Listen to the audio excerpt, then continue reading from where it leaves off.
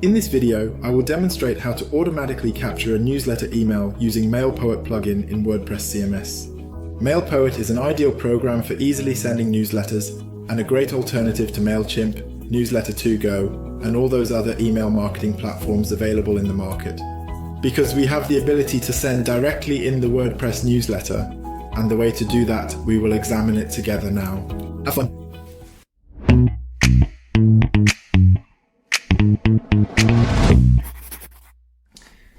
I am currently logged into the WordPress dashboard and I have the Mail project menu item visible here.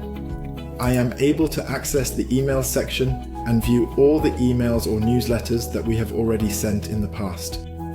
It is always advantageous to have something already in place here so that we can utilize it as a template by simply clicking on duplicate and as a result consistently build upon the last newsletter we sent, directly incorporating these adjustments. But for this example, let's create a new newsletter together. I'm going up to Add New, selecting what I want to do from the options available. I desire to create a newsletter immediately, right here and now, and then I will obtain a comprehensive rundown of all the sample newsletters and how they look, their design and layout. I can now click on it here. Do I have a preview of this newsletter, for instance, if I like the design? There are a whole bunch of different designs that we can choose from. Something along those lines. Or maybe I'll go with shoes. Alternatively, I could just go all the way down and select a simple layout that's completely empty, allowing me to explain each element in detail and provide a clear understanding of the design.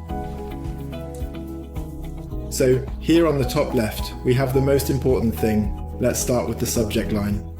Here I can set what is displayed when the newsletter arrives at the recipient. As an illustration, that is the subject matter we are referring to in this particular case. Located at the bottom is the preview text that provides a glimpse of the content included in the newsletter. Here you can directly incorporate what the newsletter is about so that the recipient also wants to click on it directly. If I do not perform this action, there is a possibility that Outlook or the other mail program installed on the smartphone will also open this text here in a web browser or open newsletters in a web browser. Most email programs show what's at the top of the newsletter, and that wouldn't be advantageous in our case currently. We truly desire to have full control over this ourselves, therefore we are currently composing our message in this location. This pertains to our extremely first brand new newsletter. Then it will be shown directly in the preview in the sidebar in Outlook or any other email client program or application. We currently have a traditional single column layout in this area, and I will proceed directly from this summary on the right side to select and minimize the content and then navigate to the styles section. So initially we have the ability to establish the font for our newsletter at this location. I believe we should opt for a more contemporary option than Arial in this case, such as Open Sans, and modify it universally to ensure consistency and a slightly more modern appearance. So at this point we are able to set the background here as well. Newsletter attached at the back, grey, can be changed here. If we want, we can make it darker or brighter. And we can also specify the colour of the actual newsletter if no colour is selected, so we get it from the content. I'll keep it on white as we have these elements here that are also all white. It's a bit dark grey. It actually looks harmonious and I still find it beautiful. But you could establish a global background here. Alright, let's get to the point. So now I have the ability to change or select the individual elements over here when I hover over them. When I am positioned on the logo, I have a gear icon located above it, which enables me to edit and modify the image by simply clicking on it with my mouse or trackpad. Now I can either input the address of the image I desire in this location, or I can opt for a different image in this location. I selected the flinkthinkg logo at this location, I chose it, and now I have directly integrated the logo in its full size into my newsletter. With the icon down here on the right, I can now shrink the logo to the desired size a little bit, just the way I want it, and the logo is integrated. Now we can of course edit the entire content here. This is the main headline, we have the texts and so on, and we'll just leave it like that for now and can add new content here. The columns down here are pretty cool. Now I can really add a column layout to the newsletter, and I can drag the 2 columns in here and say, I want to have some text on the left, then I simply drag it onto the field. So here I have a text and can click back in here and rewrite something in order to make minor adjustments. Here I am composing a fresh text, and in this location on the right side, I am now able to include an additional component, such as an image, for instance. When I drive over this region, it changes to a blue color. So I'm going to place that picture right here in this specific column. And then when I release, I can select which picture I want to choose. And then I grab this here, and now I have incorporated the picture here.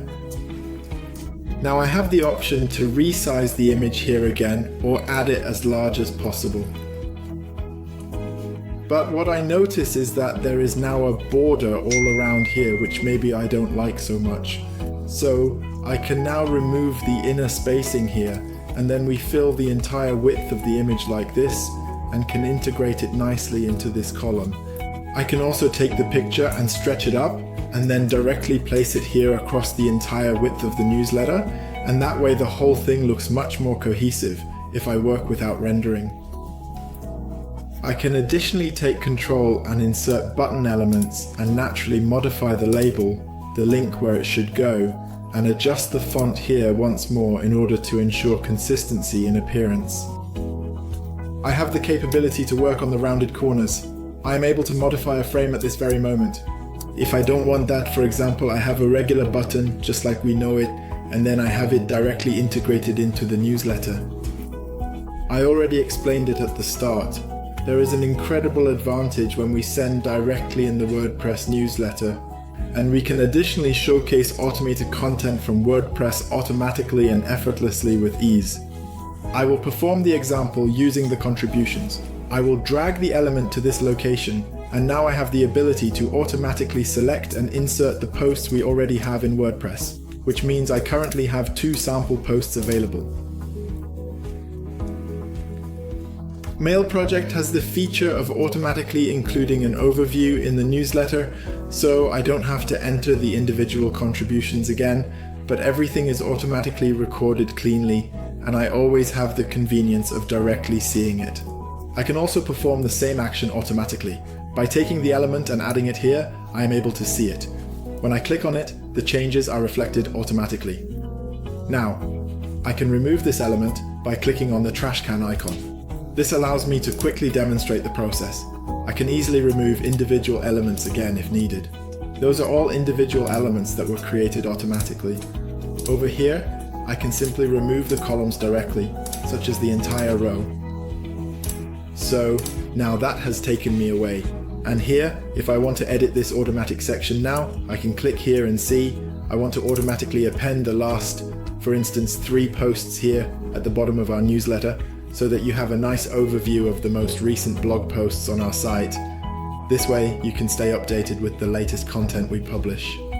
I could also narrow down the category a bit here. In the event that I specify that I only want to display articles from this particular category or from this specific category in our newsletters. We also have a few more advertising options available down here.